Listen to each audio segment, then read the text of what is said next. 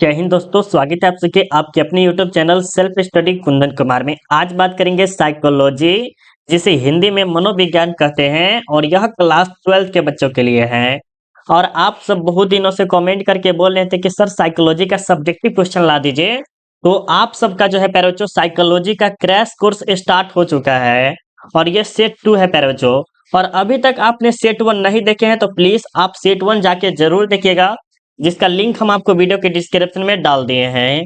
और आज का जो क्रैश कोर्स सेट 2 है प्यारे बच्चों, इसमें सिर्फ और सिर्फ MVBI लघु एवं दीर्घोत्तरीय प्रश्न उत्तर लिए हैं, जिसे आप MVBI सब्जेक्टिव क्वेश्चन कह सकते हैं, जो आपके बोर्ड एग्जाम में 100% यही प्रश्न लड़ेंगे तो लड़ेंगे।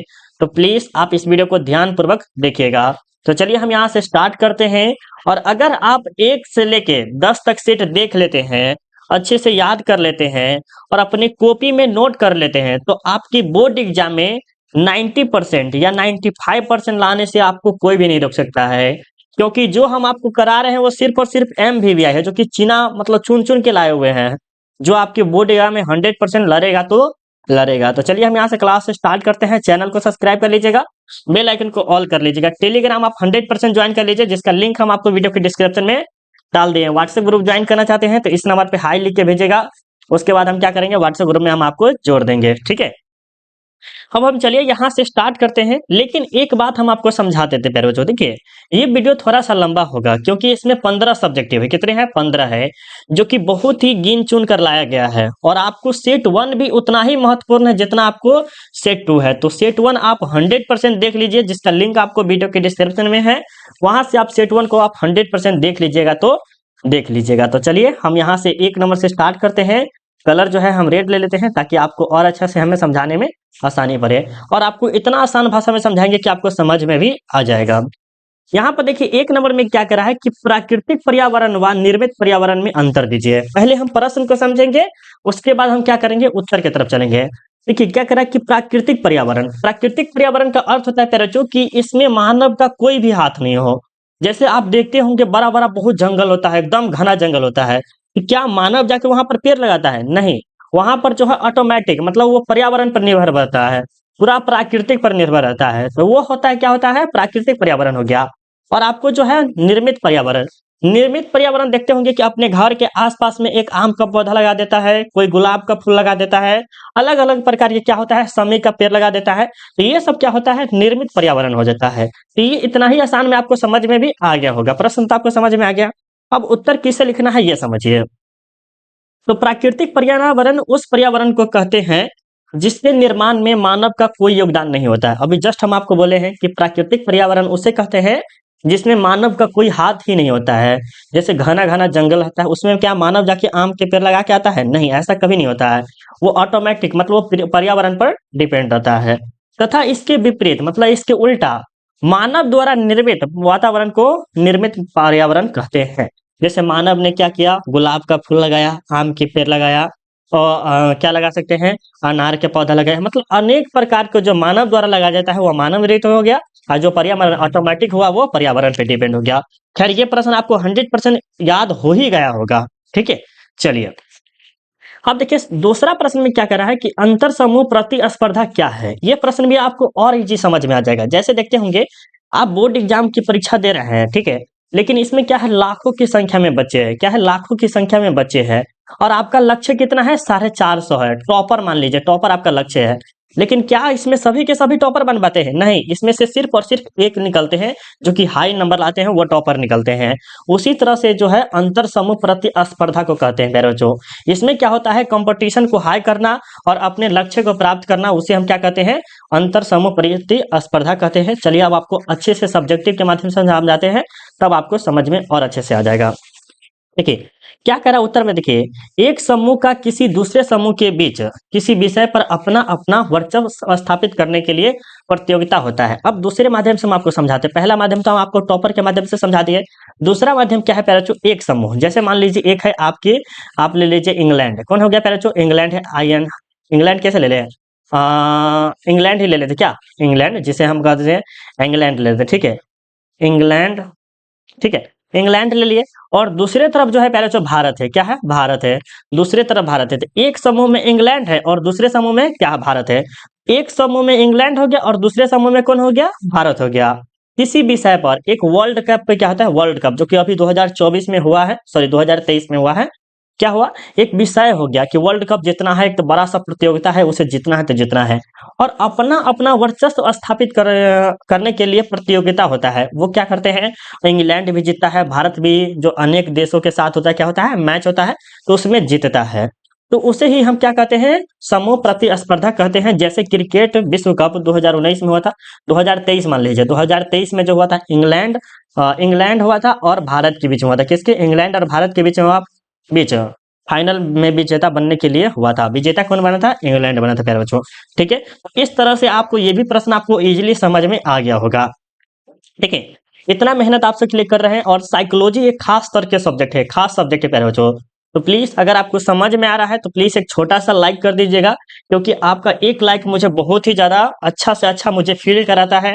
और अगर आप शेयर कर देंगे तो मुझे बहुत ही अच्छा लगेगा कि आपने हमारे लिए इतना छोटा सा कार्य किया है, और सबसे बड़ा कार्य के लिए सिखा देंगे कि आपने शेयर करके कर दिया है। तो प्लीज अगर आप किसी दोस्त भाई बहन कहीं भी जानते हैं तो प्लीज आप शेयर किया कीजिए, ताकि हमारा कुछ कल्याण हो सके। ठीक है, और हम आपके लिए कल्याण करें तो आपका भी कर्तव्य है कि आप भी हमारा कल्याण जरूर करें। अब चलिए 3 नंबर में देखिए क्या करा कि उत्तरदायित्व के बिखराव से आप क्या समझते हैं। उत्तरदायित्व के बिखराव से क्या समझते हैं, पहले प्रश्न को समझते हैं। देखिए, उत्तरदायित्व का का अर्थ होता है बिखराव, मतलब क्या होता है, अलग हो जाना। क्या हो जाना, अलग होना, या तो कह सकते हैं विभक्त होना, या कह सकते हैं टुकड़ा होना। तो ये क्या होता है, अलग होना।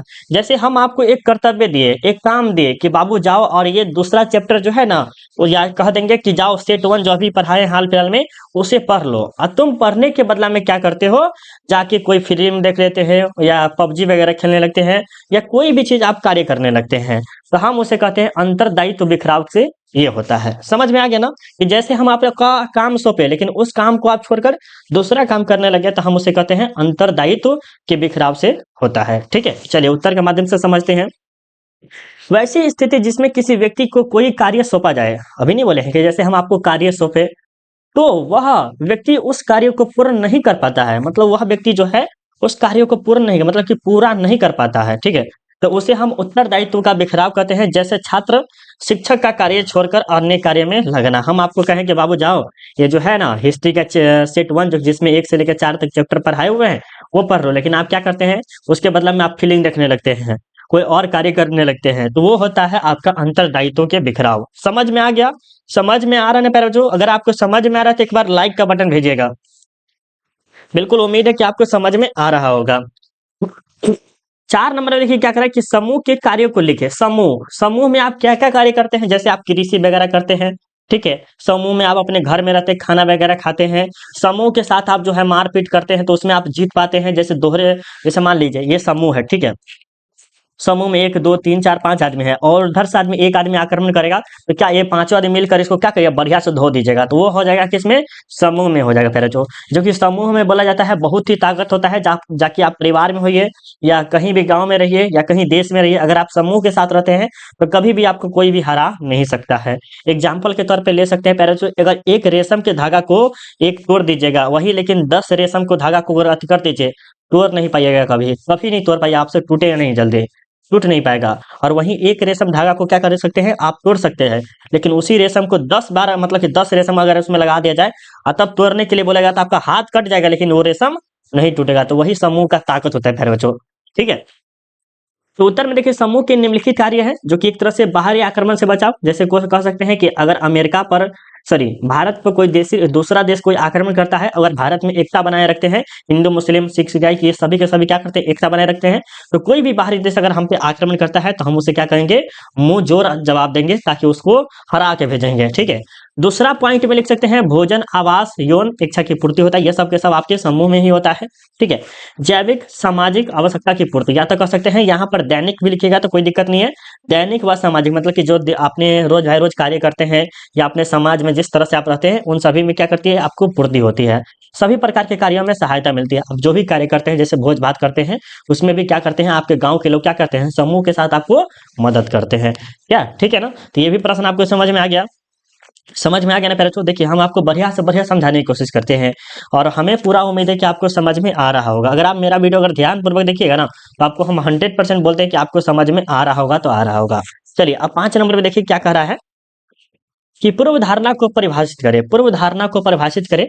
उत्तर में लिखिएगा पूर्व धारणा का शाब्दिक अर्थ होता है किसी के बारे में पहले से विचार करना। क्या होता है प्यारे बच्चों? विचार करना। पूर्व धारणा जैसे अंग्रेजी में प्रेडिजेशियस कहते हैं, जो लैटिन भाषा के शब्द प्रेडिजेशियस से बना है, जिसका मतलब होता है बिना जांच या परीक्षा के ही समस्या का निर्णय दे देना। जैसे मान लीजिए कोई जगह ऐसा रहता है जहां पर मारपीट हुआ रहता है या मारपीट नहीं हुआ रहता है और बोला जाता है कि हमें वो मारा है पीटा है, तो देखने से ही लग जाता है कि इसको मारपीट नहीं लगा है, तो बिना जांच किए क्या किया जाता है? उसका निर्णय दे दिया जाता है। तो हम उसे कहते हैं पूर्व धारणा को परिभाषित करें, पूर्व धारणा कहते हैं। जो कि ये प्रश्न ज्यादा खासकर तो डिटेल में नहीं समझा है, बट अगर आप एक दो बार पढ़िएगा तो समझ में आ जाएगा। ठीक है। अब देखिए 6 नंबर में क्या है कि बहिर्मुखी व्यक्तित्व का वर्णन करें। बहिर्मुखी व्यक्तित्व का वर्णन करें। तो चलिए इसमें देखते हैं उत्तर। बहिर्मुखी में आपको लग रहा होगा कि एक व्यक्ति नहीं, इसमें अनेक व्यक्ति रहते हैं प्यारे बच्चों। एक व्यक्ति नहीं, 4 5 6 2 3 4 ले सकते हैं, इतना व्यक्ति होता है उसमें। ये एक तरह से सामाजिक कार्य पर ज्यादा खासकर रहते हैं। देखिए बहिर्मुखी व्यक्ति उस व्यक्ति को कहते हैं जो सामाजिक, मिलनसार, समस्या से न घबराने वाला होता है। इसका विचार कार्ल युंग ने दिया था। समझिए क्या करा है प्रश्न को, समझिएगा तब अच्छा आपको समझ में आएगा। देखिए बहिर्मुखी का जो अर्थ होता है सामाजिक से लगाया गया है। समाज में देखते हो कि कोई कार्य वगैरह होता है तो उसमें एक आदमी नहीं रहता है, उसमें 1000 500 दो हजार तक लोग आ जाते हैं ना, तो वो हो जाते हैं बहिर्मुखी हो जाते हैं। क्या होते हैं? बहिर्मुखी होते हैं। मिलनसार, समस्या से न घबराने वाला होता है, और वो जो भी समस्या वगैरह आता है, कहीं गांव में देखते होंगे कि एक आदमी को मार दिया। अभी के समय में तो ऐसा नहीं है स्थिति, पहले के जमाने में क्या था, पूरे गांव वाले मिल जाते थे, लेकिन अब के समय में नहीं है। और इसका जो कहा गया है वो कार्ल युग ने दिया है। ठीक है, बहिर्मुखी व्यक्तित्व का सिद्धांत। चलिए अब देखते हैं यहाँ पर जो 7 नंबर प्रश्न है प्यारे बच्चों। देखिए इसमें सभी के सभी प्रश्न MVVI लिया गया है, कोई इसमें प्रश्न ऐसा नहीं कि जो पूछेगा नहीं, पूछे जाने का चांस बहुत ज्यादा है। तो हम किसी भी प्रश्न को रिजेक्ट नहीं कर सकते कि ये प्रश्न नहीं आएगा, सभी प्रश्न आने का चांस बहुत ज्यादा है। ठीक है, चलिए मनोविश्लेषण विधि से गुणों को लिखे। मनोविश्लेषण विधि से गुणों को लिखे। तो यहाँ पर देखिए उत्तर में आपको समझना है कि मनोविश्लेषण विधि जिसके जनक जो है सिगमंड फ्रायड है, इसके विधि के गुण इस प्रकार है। इसके विधि के गुण किस प्रकार है? तो इस प्रकार है। सबसे पहले है व्यक्ति मूल्यांकन में सहायक। क्या है? व्यक्ति मूल्यांकन में सहायक, पहला पॉइंट हो गया। किसी व्यक्ति में जो है सहायता वगैरह किया जाता है, ये हो गया। निर्णय लेने में कठिनाइयां का न होना, कहते नहीं कि इसे सजा दे दो, क्या करते हैं? इसे सजा दे दो, इसे फांसी दे दो, इसे राजा बना दो। तो निर्णय लेने में कोई कठिनाई ना हो, उस समय क्या होता है? मनोविश्लेषण में आते हैं। ठीक है। तीसरा जो है विभिन्न रोगों का शीघ्र उपचार, मतलब कोई बीमारी जैसे कोविड हो गया, कोविड हुआ था जल्दी नहीं हो पाया था, लेकिन शीघ्र से शीघ्र सोच रहा था कि जल्दी से जल्दी इसका जो है उपचार हो जाए, जल्दी से जल्दी इसका जो है वैक्सीन वगैरह हो जाए या इसका दवाई वगैरह हो, जिससे मरीजों को मरने की कगार न पहुंचे। ये सब किया गया था। चौथा आप लिख सकते हैं कि व्यक्ति की कौशल पहचानने में सहायक। कौशल मतलब कि इससे योग्यता के पहचानने की सहायक हो। अब हम सबसे पहले बात बोलते हैं प्यारे, 1 2 3 ऐसा ही नहीं लिखेगा, इससे लिखेगा तो बोर्ड एग्जाम में नंबर काटने का चांस बहुत ज्यादा रहता है। आप लिखिएगा ऐसे लिखिएगा रोमन नंबर में। ठीक है, ऐसे लिखेगा तो आपको अच्छा खासा रहेगा। ठीक है, ऐसे लिखेगा ना तो बहुत अच्छा खासा नंबर देगा प्यारे बच्चों। तो प्लीज आप सब ऐसे लिखने की कोशिश कीजिएगा, ना कि 1 2 लिखने की कोशिश कीजिएगा। ये मेरा लैपटॉप में है इसलिए ऐसा हुआ है, अगर मेरे लैपटॉप में अगर नहीं होता तो ऐसे ही हम बनाते, बट मेरे द्वारा बना दिया गया है तो कोई दिक्कत की बात नहीं है। लेकिन अगर आप नोट कर रहे हैं तो ऐसे नोट कीजिएगा। ठीक है, चलिए आप देखिए यहाँ पर देखिए 8 नंबर में क्या है, मानव व्यवहार पर जल प्रदूषण का प्रभाव डालिए। यहाँ पर डालिए, लिखिए, जो करना है विचार कीजिए। देखिए मानव व्यवहार, जैसे मानव शरीर में जल प्रदूषण का क्या क्या भूमिका हो सकती है, क्या क्या खराबियां हो सकती है, क्या क्या नहीं हो सकती है। तो ये 2 नंबर है, तो छोटा सा लिखेगा तो आपको 2 नंबर मिल जाएगा। तो उत्तर में लिखिए कि प्रदूषित जल मानव स्वास्थ्य के लिए बड़ी ही हानिकारक है। यहाँ पर हानिकारक लिख दीजिए पहले, तो क्या है? हानिकारक है। अब देखिए मानव अगर गंदा पानी पिएगा, जो कि सारा गला कह सकते हैं 50 दिन का पानी, जो कि एक तरह से उसमें कुछ ही तरह से न फ्रीज वगैरह किया जा रहा हो, और उस पानी को अगर आप पीते हैं तो क्या होगा? आपको बीमारियां हो जाएगी, स्वास्थ्य आपका खराब हो जाएगा, क्योंकि यह कई बीमारियों का कारण हो जाता है अगर आप गंदा पानी पीते हैं तो। जैसे हैजा हो सकता है, पोलियो हो सकता है, टाइफाइड हो सकता है, पेचिस हो सकता है, अतिसार हो सकता है, जैसे रोगों का कारण हम शिकार हो जाते हैं। तो मानव व्यवहार के लिए जो है गंदा पानी क्या है? बहुत ही हानिकारक होता है। क्यों? हम आपको जब समझा ही दिए हैं कि अगर आप ज़्यादा दिन के पानी रखा अगर पीते हैं, तो आपके शरीर के लिए बहुत ही खराब होगा। जैसे अकॉर्डिंग टू हम आपको एक बता रहे हैं प्यारे बच्चे, एक लोटा लीजिएगा, अभी हिंदी में तो लोटा आपके गाँव में जानते हैं, देहाती भाषा आप सब जानते होंगे लोटा, या बाल्टी ले लीजिए, बाल्टी में क्या कीजिए, 1 बाल्टी पानी को रख दीजिए और 50वें दिन जाके उस पानी को देखिएगा, कैसा रहेगा, उसमें से कीड़ा-मकोड़ा जैसा निकलेगा, कीड़ा जैसा। और उस पानी को अगर आप पीजिएगा तो क्या होगा? हैजा होगा, पोलियो होगा, टाइफाइड होगा, पेचिस होगा, अनेक प्रकार के रोग आपको क्या होगा? होना है तो होना है, निश्चित है। ठीक है? चलिए, अब यहाँ देखिए, ये प्रश्न तो हम कह दीजिए कि 100% या 1000% इवन लाखों परसेंट कह दीजिए, ये प्रश्न इम्पोर्टेंट है तो है। क्या है? लाखों परसेंट कह सकते हैं कि इम्पोर्टेंट है। उत्तर देखिए 9 नंबर में क्या है कि प्रतिभाशाली बच्चे की पहचान क्या है? मतलब कह सकते हैं, कोई-कोई बच्चा को नहीं देखते हैं कि 450 नंबर रहता है। कहते हैं कि अरे भाई, अगर समझने की क्षमता, सोचने की क्षमता बहुत ही ज़्यादा है, मतलब उसको जल्दी याद हो जाता है। तो ये कहा जा रहा है कि प्रतिभाशाली बच्चों की पहचान क्या-क्या हो सकती है? प्रतिभाशाली बच्चों की पहचान निम्नलिखित है। सबसे पहले, ये किसी विषय को जल्दी सीख लेते हैं। अगर उसको हम सिखाने की कोशिश करेंगे तो क्या करेंगे? वो जल्दी से जल्दी जितना होगा उतना जल्दी वो सीख लेगा। सृजनशीलता होता है, उसका कार्य वगैरह करने का बहुत ही अच्छा खासा होता है। ये सामाजिक होते हैं, ये सामाजिक में मेल-मिलाप ज़्यादा रखते हैं। उनके अनेकों मित्र होते हैं। मेरे ख्याल से ये मित्र अनेकों मित्र नहीं होते हैं, मेरे ख्याल से ये होना चाहिए। बट यहाँ पर दिया हुआ है कि उनके अनेकों मित्र होते हैं। ये सही है या नहीं, ये आप कमेंट करके बता दीजिएगा। और यहाँ पर एक और लिख सकते हैं कि वो सामाजिक कार्य में बहुत लगे रहते हैं और जो है उसको याद करने की क्षमता बहुत ही ज़्यादा होती है। और भी कुछ अपना मन से जो है वो आप लिख सकते हैं, ठीक है? राइट? 9वां प्रश्न भी आपको समझ में हो गया। 10वां प्रश्न में क्या है कि सामूहिक अचेतन क्या है? सामूहिक अचेतन क्या है प्यारे बच्चों? यहाँ पर उत्तर में देखिए क्या कह रहा है कि सामूहिक अचेतन कार्य द्वारा प्रतिपादित एवं संप्रत्यय है। अगर आपसे पूछा जाए कि सामूहिक अचेतन के जनक कौन है, तो कार्ल युग है। कौन है? कार्ल युग है। मतलब कह सकते हैं इसका प्रतिपादन किसने किया है? तो कार्ल युग ने ही किया है। जिसका संबंध आदि रूप से है। क्या है? जिसका संबंध किससे है? आदि रूप से है। यह व्यक्ति का वह गुण है जिसमें व्यक्ति अपने पूर्वज से जो परंपरा सीखता है, बिना तर्क किए दोहराता रहता है। जैसे सूर्य को देवता मानकर जल देना, पत्थर रूपी देवता को दूध व तेल तथा प्रसाद पैसा चढ़ाना। अब हम यहाँ से आपको समझाएंगे तब आपको समझ में आएगा बढ़िया से। खैर वैसे तो आपको समझ में आ ही गया होगा थोड़ा-मोड़ा। देखिए, सामूहिक अचेतन में क्या होता है प्यारे बच्चों, जैसे आपके पिता, जैसे आपके दादाजी थे, तो दादाजी जो आपके क्षेत्र थे, वो क्या करते, सूर्य भगवान को प्रणाम करते थे। फिर उसके बाद आपके पापा हुए, पापा भी क्या करते हैं, वो कार्य करते हैं। फिर आप क्या हैं, आप हैं, आप भी क्या करते हैं, वो कार्य हैं। तो सामूहिक अचेतन में क्या होता है, अपनी परंपराओं को दोहराते रहना। इसे कोई तर्क नहीं करना कि ये क्यों हम कर रहे हैं, हमें करना क्यों चाहिए, इससे हमें क्या फ़ायदा है। तो हम ये तर्क नहीं करते हैं और काम करते रहते, दोहराते रहते हैं, तो उस विधि को हम कहते हैं सामूहिक अचेतन।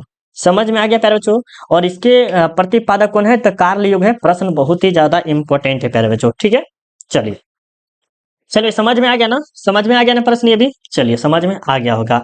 अब देखिए 11 नंबर में क्या है कि तनाव स्वास्थ्य किस तरह से प्रभावित करती है? तनाव स्वास्थ्य जो है किस प्रकार से प्रभावित करती है? देखिए तनाव स्वास्थ्य, अगर आप मान लीजिए टेंशन में हैं, तो आपका स्वास्थ्य भी क्या रहेगा? खराब रहेगा। जैसे मान लीजिए आपको टेंशन है कि मुझे 12th में तो मेरा 10th में इतना अच्छा खासा नंबर आया है और 12th में कहीं खराब नंबर आया है तो मेरा क्या होगा? सब कहेंगे कि चीटिंग करके पास हुआ था, फलना-चिलना। मेरे जैसा मत सोचिएगा, ठीक है? मेरे जैसा मत सोचिएगा, नहीं तो क्या होगा, खराब हो जाएगा करियर, ठीक है? मेरे जैसा मत सोचिएगा। जैसे मेरा 10th में क्या हुआ था, मेरा जो नंबर आया था उसमें हम खुश-खास थे, मतलब बहुत खुश थे। अब सोचने लगे कि 12th में कहीं खराब आ गया तो क्या सोचेगा लोग?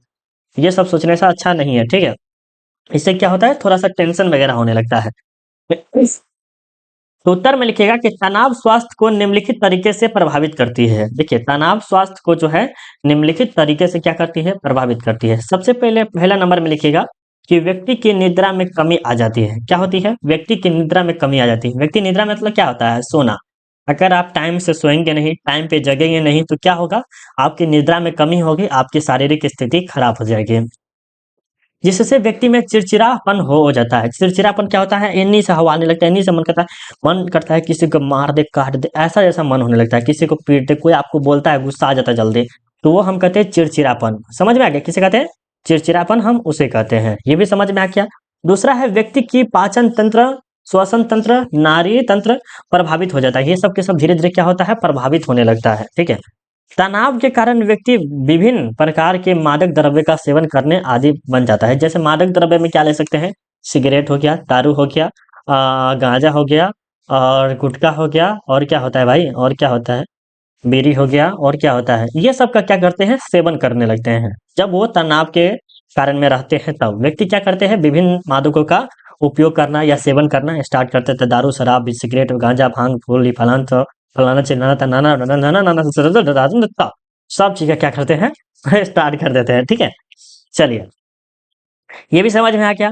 आगे देखिए कह रहा है चौथा में कि तनाव के कारण व्यक्ति सही निर्णय ही नहीं ले पाता है। वो क्या करते हैं, कहीं कभी कभी क्या करते हैं, वो सही निर्णय नहीं ले पाते, लेकिन गलत निर्णय वो जल्दी ले पाते हैं। देखिएगा, अगर कोई व्यक्ति टेंशन में है तो वो 90% गलत निर्णय लेगा, लेकिन 10% जो है वो सही निर्णय लेने का कोशिश करेगा, और 90% जो है आप सोच लीजिए वो कितना मौत के करीब है। एक गाना हम आपको बोले हुए थे, मौत की जिंदगी की तलाश में मौत के कितने पास आ गए। तो तनाव के कारण क्या होता है प्यारे बच्चों, हम मौत के बहुत ही नजदीक आ जाते हैं। जब निकलने की कोशिश करते हैं तब भी नहीं निकल पाते हैं। ठीक है, तनाव के कारण व्यापार से घटा हुआ, परिवार में कलह भी हो जाता है, और व्यक्ति बीमार का शिकार भी हो जाता है। क्या होता है, अगर आप तनाव स्थिति खराब रहेगा तो अपने बीवी से हो गया, अपने बच्चे से हो गया, या अपने माता पिता से हो गया, अपने भाई बहन से हो गया, जिससे भी होगा वो क्या होता है, उससे झगड़ा कर लेते हैं, पारिवारिक स्थिति खराब हो जाती है। धीरे धीरे आप बीमार पड़ जाते हैं, आपके व्यापार में घाटा होने लगता है। जैसे आपकी कोई पास आया और उससे बात करने की अच्छा नहीं मूड रहेगा, तो आप क्या होगा, व्यापार आपको मतलब कि ग्राहक आपको चला जाएगा, नहीं लेगा सामान, आप उससे अच्छा से बात नहीं कीजिएगा। तो प्लीज इस प्रश्न को हम आपको रिक्वेस्ट के साथ बोलने प्यारे बच्चों, हो सके तो इस प्रश्न को 100% याद कर लीजिए तो कर लीजिए। क्या पता ये बोर्ड एग्जाम में पूछ ले, ये क्या पता है पूछ ही ले, क्योंकि ये प्रश्न इतना आसान भाषा में हम आपको समझाए हैं। खैर ये 5 नंबर आपको दिला के जाएगा प्यारे बच्चों, कितना, 5 नंबर। ये 2 नंबर नहीं दिलाएगा, 5 नंबर दिलाएगा। इतना बार आपको जो देख रहे हैं, अगर आप कॉपी में लिखिएगा ना तो एक पेज पूरा बढ़िया से हो जाएगा, बड़का पेज में एक पेज होगा अगर ऐसे लिखते हैं तो। चलिए उम्मीद है कि आप लिखिएगा, मुझे उम्मीद तो है, बट आपकी इच्छा, लिखिए या नहीं लिखिए।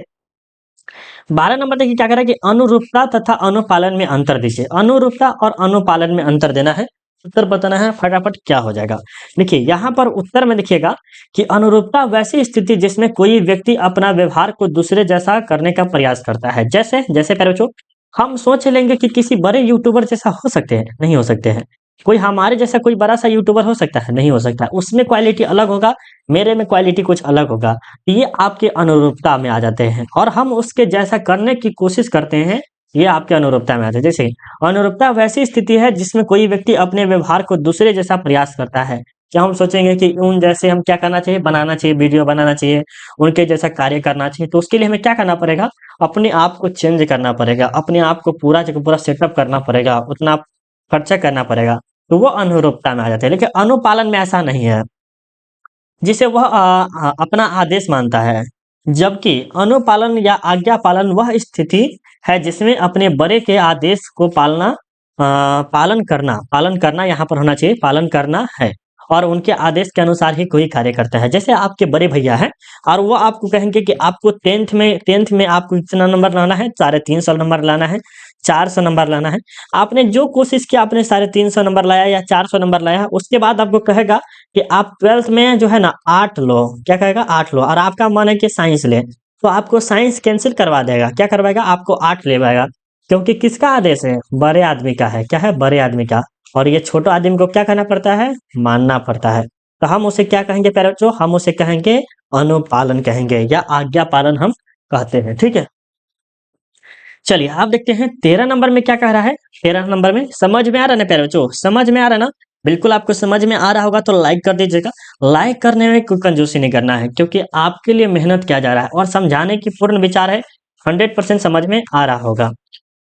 उत्तर में देखिए क्या कह रहा है कि अंतर व्यक्तित्व संचार तथा अंतर व्यक्तित्व संचार में अंतर स्पष्ट करना है। तो देखिए उत्तर में कि जब एक व्यक्ति अपने आप से बात करता है, जब एक व्यक्ति अपने आप से बात करता है, जैसे मैं क्या हूँ प्यारे बच्चों, अपने आप से, अपनी योग्यता से संचार करते हैं, मतलब वार्तालाप करते हैं, तो हम उसे कहते हैं अंतर व्यक्तित्व संचार कहते हैं।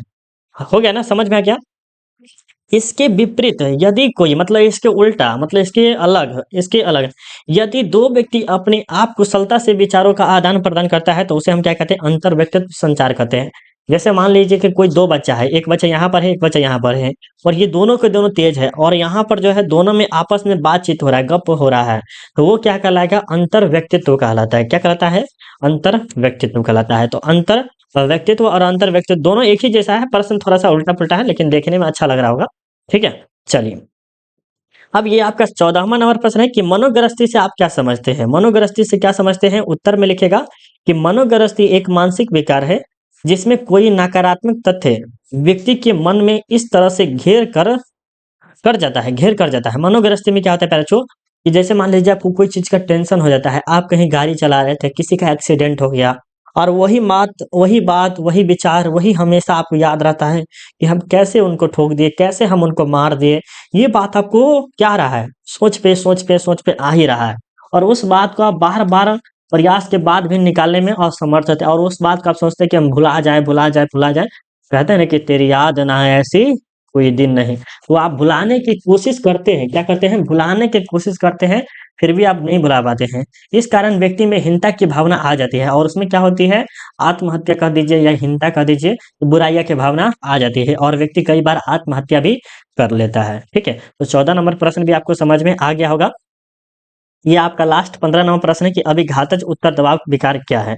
उत्तर में देखिए, जब प्राकृतिक आपदा जैसे भूकंप, सुनामी, बाढ़ आदि के कारण जब व्यक्ति का व्यक्तित्व प्रभावित हो जाता है, साथ उसमें चिंतन व तर्क की क्षमता घट जाती है, उसे हम क्या कहते हैं? अभिघातज उत्तर दबाव कहते हैं, जो कि आपको ये समझ में आ गया होगा।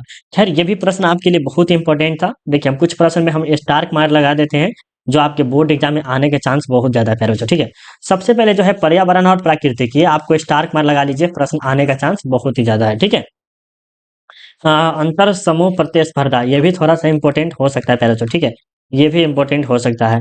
अब देखिए, उत्तरदायित्व तो नहीं, ये नहीं, समूह के कार्य वाला आप 100% याद कर लीजिए प्यारे बच्चों। क्या? ये वाला आपको आने का चांस है। ठीक है, यहाँ देखिए पूर्व धारणा, ये जरूरी नहीं है। बहिर्मुखी, ये वाला आपके इंपॉर्टेंट है। क्या है? ये वाला इंपॉर्टेंट है। मनोग्रस्ती बाध्यता, ये भी वाला आपको इंपॉर्टेंट है प्यारे बच्चों।